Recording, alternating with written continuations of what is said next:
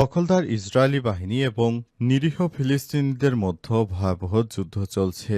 আর এই মুহূর্তে আমাদের হাতে এসছে যুদ্ধের ভয়ঙ্কর কিছু গুরুত্বপূর্ণ আপডেট সংবাদ। প্রথমেই জানাবো এবার ইসরায়েলের বিমান ঘাঁটিতে ক্ষেপণাস্ত্র হামলা। ইসরায়েলের বিমান ঘাঁটি লক্ষ্য করে এবার হাইপারসোনিক ব্যালিস্টিক ক্ষেপণাস্ত্র নিক্ষেপ করা হয়েছে। ইয়েমেনের হুতি বিদ্রোহী গোষ্ঠীরা এই হামলা করেছে। ইসরায়েলের নেভাতিম বিমান ঘাঁটিতে এই হামলার তথ্য নিশ্চিত করেছে গোষ্ঠীটির সামরিক মুখপাত্র ইয়াহিয়া সারি। এক প্রতিবেদনে এসব তথ্য জানিয়েছে বার্তা সংস্থা আনাদুলু। এতে ইসরায়েলের বিমান ঘাঁটি তছনছ হয়ে গেছে।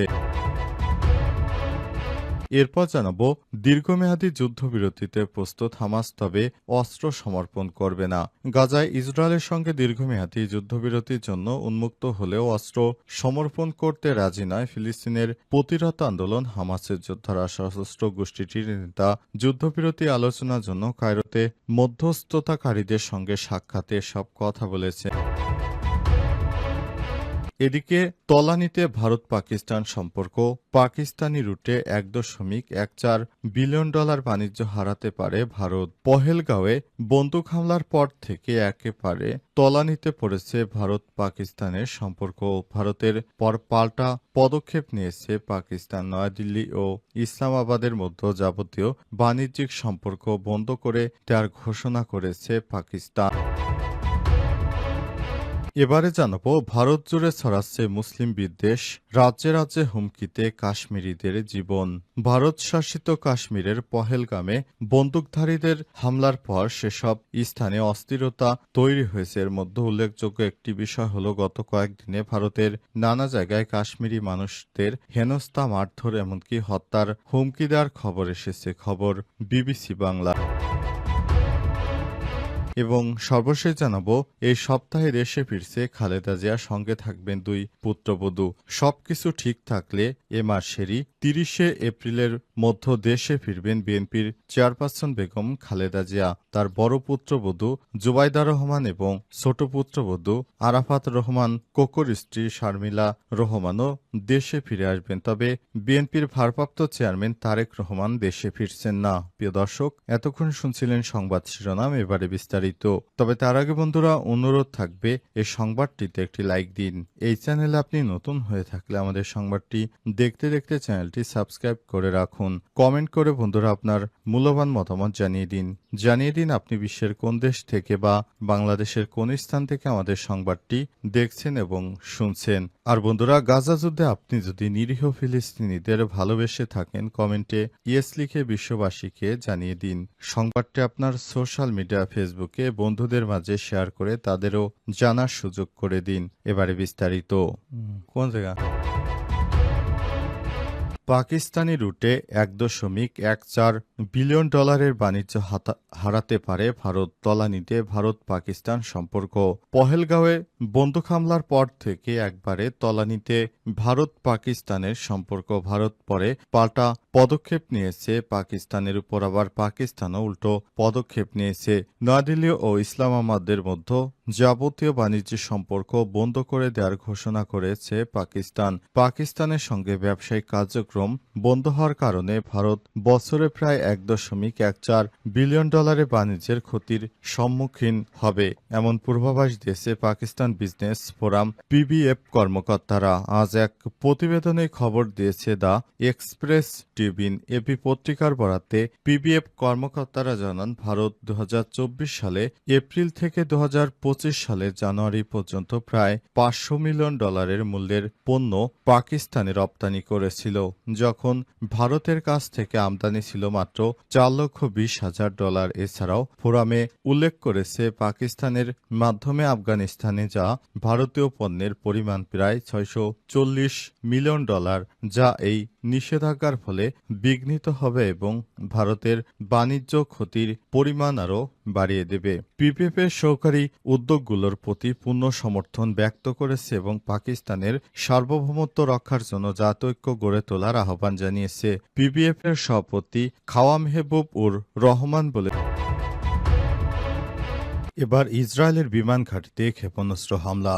ইসরায়েলের বিমান ঘাঁটি লক্ষ্য করে এবার হাইপারসনিক ব্যালিস্টিক ক্ষেপণাস্ত্র নিক্ষেপ করেছে ইয়েমেনের বিদ্রোহী গোষ্ঠী হুতি যোদ্ধারা। ইসরায়েলের নেভাতিম বিমান ঘাঁটিতে এই হামলা তথ্য নিশ্চিত করেছে গোষ্ঠীটির সামরিক মুখপাত্র ইয়াহিয়া সারি। এক প্রতিবেদনে এই তথ্য জানিয়েছে তুরস্কের বার্তা সংস্থা আনাদুলু। ইয়েমেনের হুতি বিদ্রোহীরা জানিয়েছেন তারা ইসরায়েলের নেভাতিম বিমান ঘাঁটিতে একটি প্যালেস্টাইন টু হাইপারসনিক ব্যালিস্টিক ক্ষেপণাস্ত্র দিয়ে হামলা চালিয়েছে। ইয়াহিয়া সারি এক টেলিভিশনে প্রচারিত এক বক্তব্যে বলেছেন ক্ষেপণাস্ত্রটি সফলভাবে লক্ষ্যবস্তুতে আঘাত এনেছে এবং ইসরায়েলি প্রতিরক্ষা ব্যবস্থা এটি প্রতিহত করতে ব্যর্থ হয়েছে। তবে এর আগে ইসরায়েলি সেনাবাহিনী জানিয়েছিল তারা ইয়েমেন থেকে ছোড়া একটি ক্ষেপণাস্ত্র ইসরায়েলের আকাশ সীমায় প্রবেশের আগেই প্রতিরোধ করেছে। সময় বেশ কয়েকটি এলাকায় সাইরেন বেজে ওঠে। 2023 সালের নভেম্বর থেকে হুতি গোষ্ঠী লোহিত সাগর, আরব সাগর, বাব আল মান্দাব প্রণালী ও এডেন উপসাগর দিয়ে চলাচলকারী জাহাজগুলোকে লক্ষ্য করে হামলা চালিয়ে আসছে। তাদের দাবি ফিলিস্তিনিদের সঙ্গে সংহতি প্রকাশ করতেই তারা এই আক্রমণ চালাচ্ছে।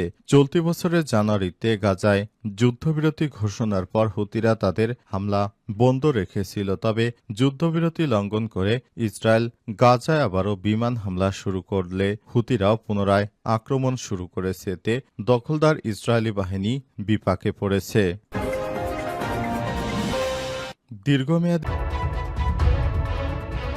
দীর্ঘমেয়াদী যুদ্ধবিরতিতে প্রস্তুত হামাস, তবে অস্ত্র সমর্পণ নয়। গাজা ইসরায়েলের সঙ্গে দীর্ঘমেয়াদী যুদ্ধবিরতির জন্য উন্মুক্ত হলেও অস্ত্র সমর্পণ করতে রাজি নয় ফিলিস্তিনি প্রতিরোধ আন্দোলন হামাস। সশস্ত্র গোষ্ঠীটির নেতারা যুদ্ধবিরতি আলোচনার জন্য কায়রোতে মধ্যস্থতাকারীদের সঙ্গে সাক্ষাতে এসব কথা বলেছেন।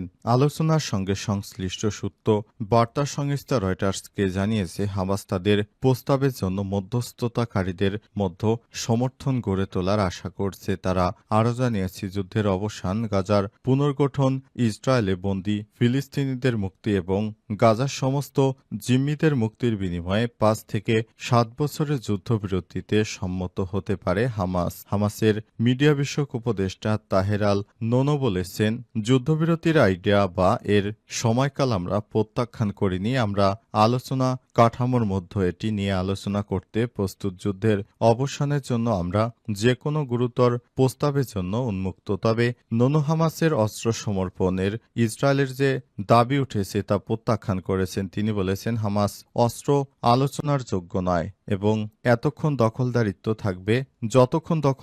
থাকবে ততক্ষণ পর্যন্ত হামাসের হাতে অস্ত্র থাকবে। তবে ইসরায়েলের পররাষ্ট্রমন্ত্রী শ্যারেন হাস্কেল এই সপ্তাহে নতুন প্রস্তাবের সাফল্যের সম্ভাবনাকে উড়িয়ে দিয়েছেন। তিনি হামাস যদি বাকি 59 জন জিম্মিকে মুক্তি দেয় এবং অস্ত্র সমর্পণ করে তাহলে আগামীকালই যুদ্ধ শেষ হতে পারে বলে জানা গেছে। পাকিস্তানি রুটে $1.14 বিলিয়ন বাণিজ্য হারাতে পারে ভারত। তলানিতে ভারত পাকিস্তান সম্পর্ক। পহেলগাঁওয়ে বন্দুক হামলার পর থেকে একবারে তলানিতে ভারত পাকিস্তানের সম্পর্ক। ভারত পরে পাল্টা পদক্ষেপ নিয়েছে পাকিস্তানের উপর, আবার পাকিস্তানও উল্টো পদক্ষেপ নিয়েছে। নয়াদিল্লি ও ইসলামাবাদের মধ্যে যাবতীয় বাণিজ্য সম্পর্ক বন্ধ করে দেওয়ার ঘোষণা করেছে পাকিস্তান। পাকিস্তানের সঙ্গে ব্যবসায়িক কার্যক্রম বন্ধ হওয়ার কারণে ভারত বছরে প্রায় $1.14 বিলিয়ন বাণিজ্যের ক্ষতির সম্মুখীন হবে, এমন পূর্বাভাস দিয়েছে পাকিস্তান বিজনেস ফোরাম পিবিএফ কর্মকর্তারা। আজ এক প্রতিবেদনে খবর দিয়েছে দ্য এক্সপ্রেস ট্রিবিউন। এপি এই সপ্তাহে দেশে ফিরছেন খালেদা জিয়া, সঙ্গে থাকবেন 2 পুত্রবধূ।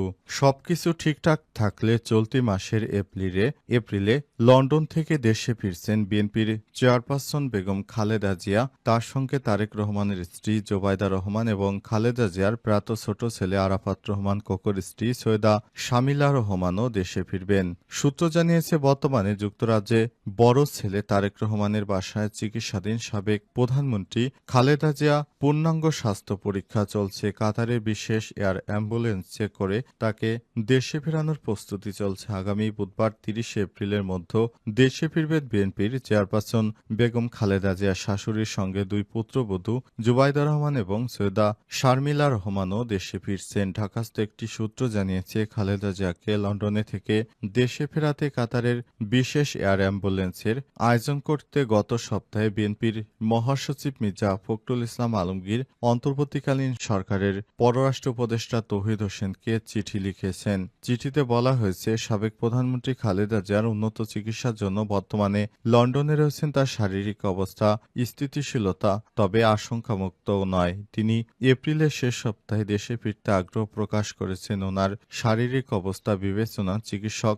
বিশেষ এয়ার অ্যাম্বুলেন্সে করে দেশে ফেরাতে পরামর্শ দিয়েছে। সংশ্লিষ্টরা আরও জানিয়েছে, বিএনপির মহাসচিবের চিঠির পরিপ্রেক্ষিতে সরকার লন্ডন ও দোহার বাংলাদেশ হাই কমিশনের মাধ্যমে সাবেক প্রধানমন্ত্রীকে দেশে ফেরাতে প্রস্তুতি নিচ্ছেন। সবকিছু ঠিক থাকলে খালেদা জিয়া বুধবার ৩০ এপ্রিলের মধ্যে দেশে ফেরার কথা রয়েছে।